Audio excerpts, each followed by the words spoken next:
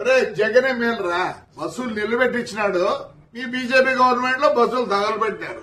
అంతకన్నా నీచగా ఉందారా? ఏమైంది? 300 పోతేనే ఆ పొద్దు ఏడ్చలే, దీనికి ఎడుతాను నేను. అదే కొంచెం అనకూడదు, నేను తప్పు. వాళ్ళు చాలా మంచోళ్ళు. దానికన్నా తగ్గు ఏదైనా ఉంటే ఆ మాట వాడతాం మీకు. ప్రభాకర్ రెడ్డి గారు ఏం మాట్లాడుతుంటారో ఎవరికి అర్థం కాదు. గత కొన్ని రోజులుగా చూస్తున్నారు మీరు. అంత తీవ్రంగా మాట్లాడాల్సిన అవసరం లేదు. ఆ వయసుకు తగినట్టుగా మాట్లాడాలి.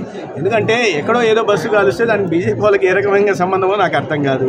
అనేక విమర్శలు వచ్చాయి వారి మీద, వారి బస్సుల మీద, వారి వ్యాపారాల మీద. గతంలో ఏం చేస్తున్నారు, ఎక్కడి నుంచి తెచ్చారనే విషయం వాటిలో నేను పోదలుచుకోలేదు. కానీ కూటమిలో భాగస్వామిగా ఉంటున్న భారతీయ జనతా పార్టీ గురించి మాట్లాడడం అది సహేతుకం కాదు. మన దేశంలో పాలిస్తున్న పార్టీ బీజేపీ పార్టీ. ఇవాళ సఖ్యతతో చాలా అన్యోన్యంగా కూటమిలో సభ్యులను తెలుగుదేశం, బీజేపీ, జనసేన ఒక మంచి ప్రభుత్వాన్ని అందిస్తున్నాయి. ఒక అర్థం పర్థం లేని విమర్శలు బీజేపీ మీద చేయడం అనేది మంచిది కాదు. వారి గౌరవం, వారి వయసుకు తగిన విధంగా మాట్లాడాలి.